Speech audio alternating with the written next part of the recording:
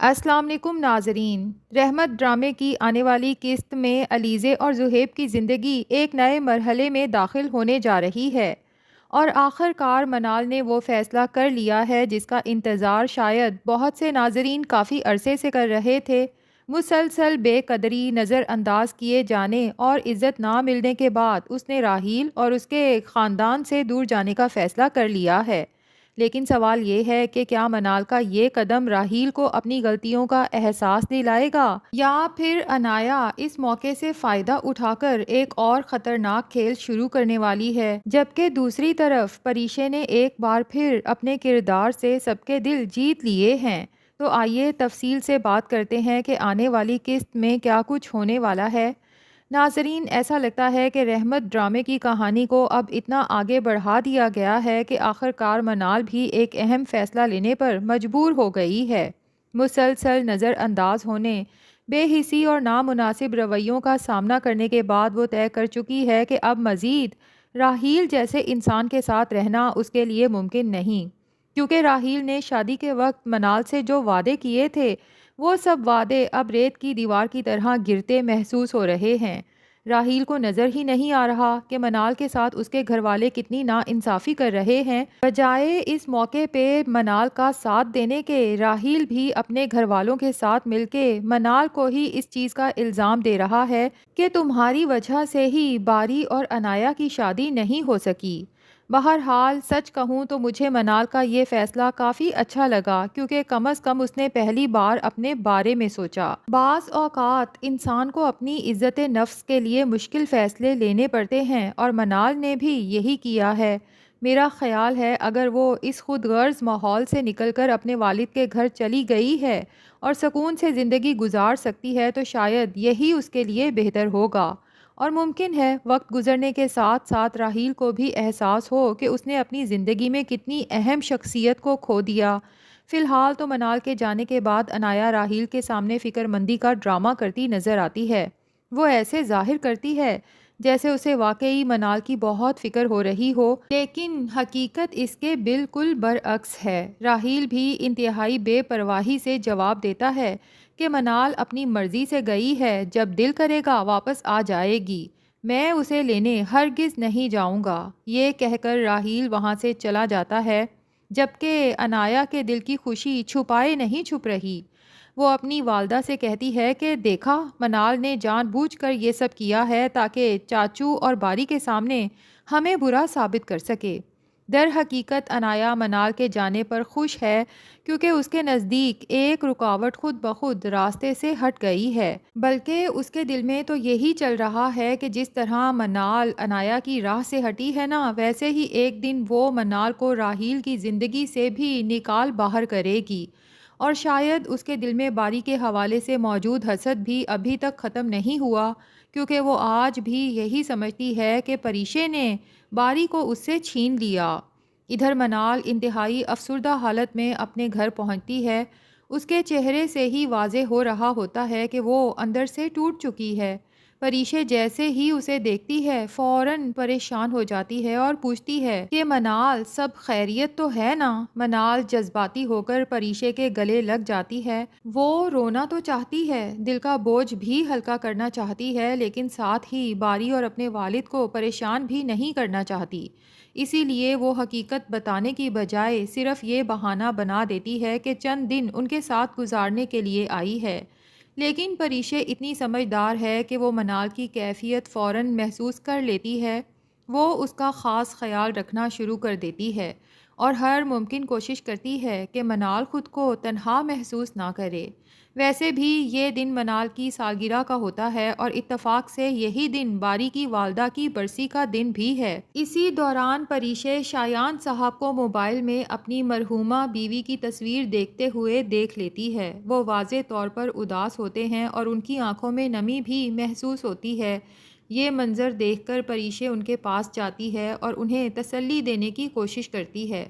وہ بڑے احترام سے کہتی ہے کہ آپ کو اپنے بچوں کے لیے مضبوط رہنا ہوگا اور زندگی کو آگے بڑھانا ہوگا۔ ادھر باری بھی اس دن کافی خاموش اور اداس دکھائی دیتا ہے۔ پریشے اسے بھی سمجھانے کی کوشش کرتی ہے۔ وہ کہتی ہے کہ اپنے والد کے بارے میں دل میں غلط فہمیاں نہ رکھیں۔ اگر انہیں آپ لوگوں کی پرواہ نہ ہوتی تو شاید وہ بہت پہلے دوسری شادی کر چکے ہوتے۔ یہ بات باری کے دل پر گہرا اثر کرتی ہے۔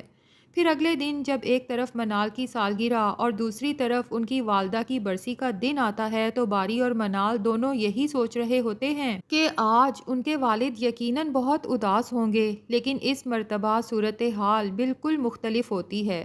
زندگی میں پہلی بار وہ اپنے والد کو اس دن کھل کر مسکراتے ہوئے دیکھتے ہیں، کیونکہ شایان صاحب پریشے کے ساتھ خوشگوار گفتگو کر رہے ہوتے ہیں اور کئی بار کہے بھی لگاتے ہیں۔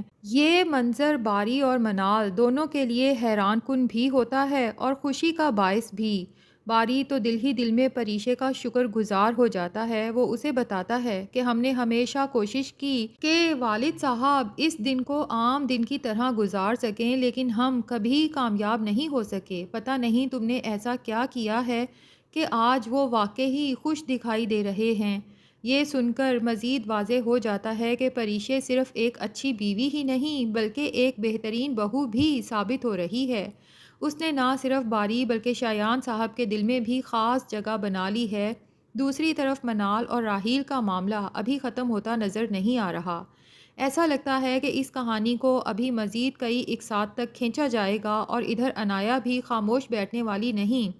اب وہ غالباً ایان کو اپنے نئے ہتھیار کے طور پر استعمال کرے گی، اور ایان کو بھی جب سے یہ پتہ چلا ہے کہ علیزے پہلے باری کی منگیتر رہی ہے لیکن باری نے اسے چھوڑ کر پریشے سے شادی کی، تو ہو سکتا ہے کہ انایا کے کھیل میں شامل ہو جائے، اور یہ بھی ممکن ہے کہ آنے والے دنوں میں انایا اور ایان کے درمیان قربت دکھائی جائے۔ اور ویسے لگتا یہی ہے ناظرین کہ انایا کے گھر والے جس طرح بار بار اسے کہہ رہے ہیں کہ ہمیں اس لڑکے سے ملواؤ تو صحیح جس سے تم آلریڈی پسند کر چکی ہو، تو لگتا یہی ہے کہ انایا اس سلسلے میں ایان سے ہی مدد مانگے گی، لیکن شاید آگے چل کے یہ جھوٹا ڈرامہ ایک سچے رشتے میں بدل جائے اور انایا کی ایان سے شادی ہو جائے۔ ادھر علیزے اور زہیب کی کہانی بھی ایک نئے موڑ پر پہنچ چکی ہے، اور ناظرین ویسے مجھے اس ڈرامے میں اگر کوئی کپل سب سے زیادہ پسند آتا ہے تو وہ علیزے اور زہیب اس لیے ہے کہ عام لڑکی سے تو کوئی بھی انسان شادی کر لیتا ہے، لیکن ایک لڑکی کے بارے میں جانتے ہوئے کہ اس میں اللہ کی طرف سے کوئی کمی ہے، اسے اپنانا، پھر اسے محبت اور عزت بھی دینا، میرے خیال سے زہیب اور علیزے کے رشتے کی یہ کہانی دکھا کے معاشرے کو ایک مثبت سبق دیا جا رہا ہے۔ اب جب پریشے علیزے کو سمجھاتی ہے کہ تمہیں زہیب کی بات مان لینی چاہیے تو علیزے علاج کے لیے آخر کار رضامند ہو جاتی ہے۔ البتہ وہ یہ بھی واضح کرتی ہے کہ اسے اپنے ٹھیک ہونے کی کوئی خاص امید نہیں۔ علیزے کی یہ مایوسی زہیب کو اچھی تو نہیں لگتی، لیکن اب وہ کسی صورت پیچھے ہٹنے کو تیار نہیں۔ اس نے فیصلہ کر لیا ہے کہ وہ علیزے کے علاج کے لیے آخری دم تک ہر ممکن کوشش کرے گا۔ اسی مقصد کے تحت دونوں ملک سے باہر جانے کی تیاری کر رہے ہوتے ہیں، لیکن عین اسی وقت رمشا وہاں آ دھمکتی ہے۔ جب اسے معلوم ہوتا ہے کہ زہیب اور علیزے علاج کے غرض سے بیرون ملک جا رہے ہیں تو یقیناً اسے یہ بات آرام سے ہضم تو نہیں ہوگی۔ یقیناً رمشا ہمیشہ کی طرح اپنی ماں کو بھڑکانے کی اور کسی طرح سے زہیب اور علیزے کو روکنے کی کوشش کریں گی، لیکن جس طرح اب زہیب کی والدہ بھی علیزے کے ساتھ کھڑی ہیں تو لگتا یہی ہے کہ وہ اپنی بیٹی سے صاف کہہ دیں گی کہ میری بہو اگر ٹھیک ہو سکتی ہے اور 1% چانس بھی ہے تو میں یہ چانس لینا چاہتی ہوں۔ اور دوسری طرف جناب رمیسہ بیگم زندگی میں پہلی بار صبح صبح اٹھ کے عالم صاحب کا ناشتہ بنانے لگی ہیں تو عالم صاحب یہ سوچنے پر مجبور تو ضرور ہو جائیں گے کہ جیسے خربوزے کو دیکھ کر خربوزہ رنگ پکڑتا ہے، اسی طرح زبیدہ بیگم کی اچھی عادتوں کا آخر کچھ نہ کچھ اثر تو رمیسہ بیگم پر ہوا۔ لیکن رمیسہ بیگم اب جو مرضی کر لیں، لگتا یہی ہے کہ زبیدہ بیگم کے قریب رہ کر عالم صاحب بھی اس بات کو ماننے لگیں گے کہ زبیدہ بیگم میں کئی خوبیاں تھیں، لیکن وہ کبھی جان ہی نہ پائے۔ اصل بات تو اس دن بنے گی جس دن عالم صاحب کو پتہ چلے گا کہ ان کی والدہ کی موت بھی اسی رمیسہ کی وجہ سے ہوئی ہے۔ تو ناظرین آپ میں سے کون کون اس دن کا انتظار کر رہا ہے، کمنٹس میں ضرور بتائیں۔